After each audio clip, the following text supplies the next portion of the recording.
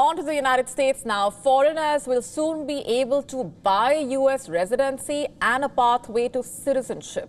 You heard that right. U.S. President Donald Trump has announced plans to introduce a $5 million gold card program for wealthy foreigners, granting them the right to live and work in the country with a pathway to citizenship. Now, just to contextualize this for you, this seeks to replace the current U.S. EB-5 immigrant investor visa, meant for foreign job creators. And this also includes Russian oligarchs who would possibly be able to apply for the high-cost gold card via a new scheme, as per Donald Trump. Meanwhile, Russian media compared Trump with the leader of the dying Soviet Union, Mikhail Gorbachev, as they called Trump's ambitious Make America Great Again, or MAGA, the American perestroika. What does it mean?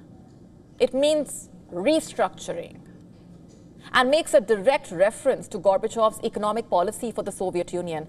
Let's just tell you more about Trump's plans first. Expanding on the benefits of the gold card, Trump told reporters that the new visas will actually bestow green card privileges, which means that on opting for them for about $5 million, foreigners could possibly be able to live and work in the U.S. and even come close to becoming a U.S. citizen. Now, who could qualify for the so-called gold visa? The president indicated that this scheme is supposed to target moneyed people as well as those who create jobs. And how exactly does he plan to go about it? According to his Commerce Secretary, the program would begin as soon as 2 weeks, where all applicants will be thoroughly vetted to ensure that they are wonderful, world-class global citizens, quote unquote.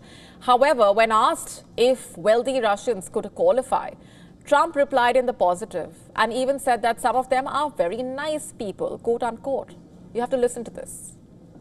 Yeah, possibly. Hey, I know some Russian oligarchs that are very nice people. It's possible. They're not quite as wealthy as they used to be. They're not as wealthy as they used to be. I think they could afford $5 million. Why is this noteworthy?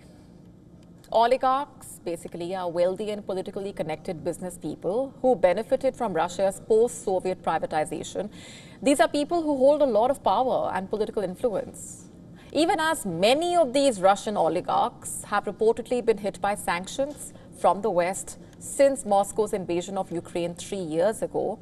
Moreover, in his last speech from the Oval Office in January, former U.S. President Joe Biden warned of a rising ultra-wealthy oligarchy in America, posing a threat to the country's democracy. Biden had urged U.S. citizens to defend institutions against powerful forces, quote unquote. Earlier, the Trump administration's Justice Department disbanded a Biden-era program aimed at seizing the assets of Russian oligarchs in order to punish Russia for its invasion of Ukraine. This was a key move under the new leadership of Attorney General Pam Bondi that signals a different approach in a way towards Russia and national security issues. And now this offer, which Trump predicts could be a money-making avenue for the government, poses a crucial question. Can Trump's policies be called the new perestroika? As per the Russian media, the similarities between the U.S. president and the former president of the Soviet Union, Mikhail Gorbachev, are simply too hard to miss, especially as the two leaders discarded decades of established policies in their own countries to bring Moscow and Washington closer, and also introduced reforms in their respective countries.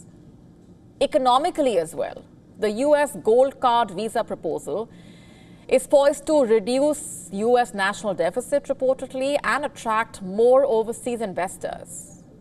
What will the larger implications be is the question. To stay up to speed with the latest news, download the WION app and subscribe to our YouTube channel.